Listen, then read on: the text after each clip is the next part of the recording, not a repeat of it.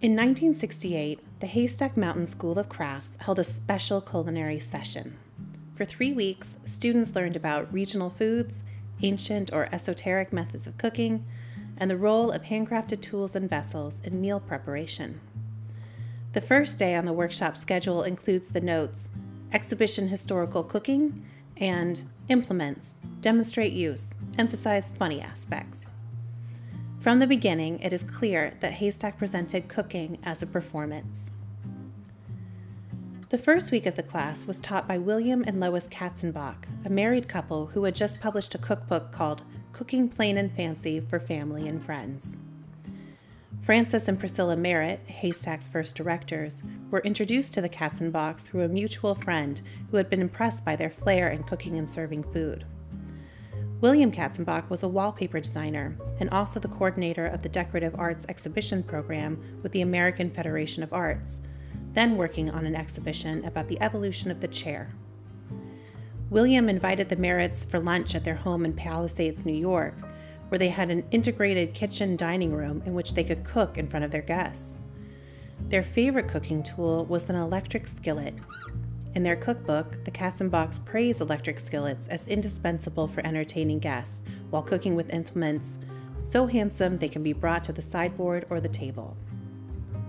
The tool I'm using for today's exhibition of historical cooking is that electric skillet's ancestor, the chafing dish. A chafing dish is a small portable stove that is now used mostly for keeping food warm after it's cooked, but chafing dishes can also be used to do the cooking itself. Lunch today is Welsh rarebit, a chafing dish recipe that was ubiquitous in the 1890s. The end of the 19th century was a time of massive change in cooking technologies. Fuel sources went from wood and coal to oil and kerosene, only to be fairly quickly replaced again by electricity. The 20th century kitchen was taking shape, but in the interregnum, kitchens were unpleasant places to work. Domestic architecture of the 19th century featured separate kitchens, rooms that could handle hot and damp conditions and isolate the rest of the house from the soot and grease of the stove. Kitchen tasks were physically difficult and mostly drudgery, hauling, chopping, and scrubbing.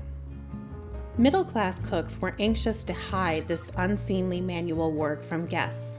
As the U.S. economy developed a clerk and managerial class over the 19th century, manual versus non-manual work was the major occupational division, and non-manual work came to define membership in the middle class. The chafing dish allowed a middle-class cook to preside over only the cleanest and least physically demanding parts of cooking, having either done the dirty work ahead of time themselves or relegated it to hired help.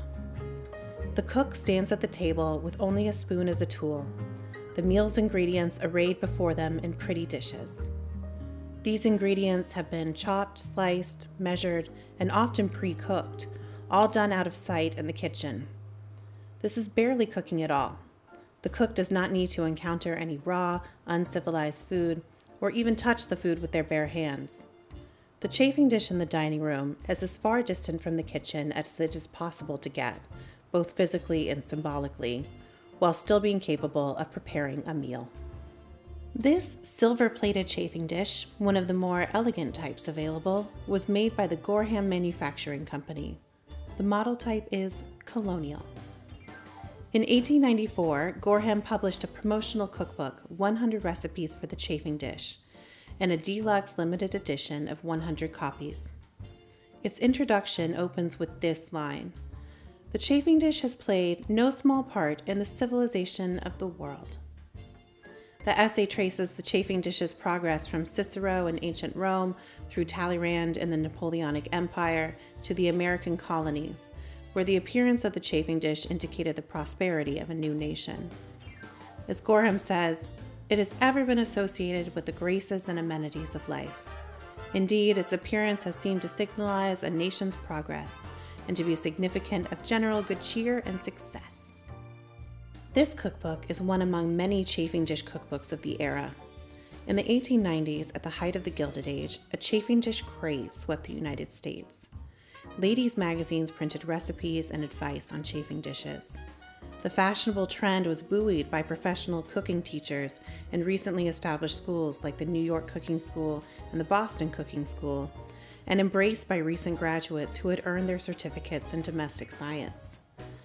The Boston Cooking School began in 1879 as a charitable mission to teach working-class women nutrition, plain cooking, and housekeeping, but when it became clear that the school was not financially sustainable as a charity, the school began to offer ladies' practice classes, which taught wealthier students to prepare more impressive dishes.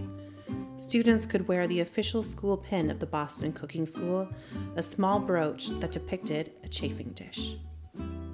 Fannie Merritt Farmer, the principal of the school and author of the Boston Cooking School Cookbook, followed up on that book with a new collection of recipes in 1902 called Chafing Dish Possibilities. Every chafing dish cookbook of the era includes at least one recipe for Welsh rarebit, a cheese sauce emulsified in the chafing dish and poured over toast. Farmer's book includes 6 kinds of Welsh rarebit.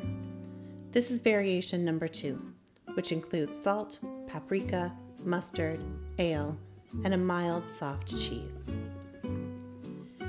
Middle-class women were looking for new ways to keep up household standards without the aid of domestic servants. At the end of the 19th century, the number of servants working in private homes was declining rapidly, and the well-to-do were newly anxious about their perennial worry, the servant problem.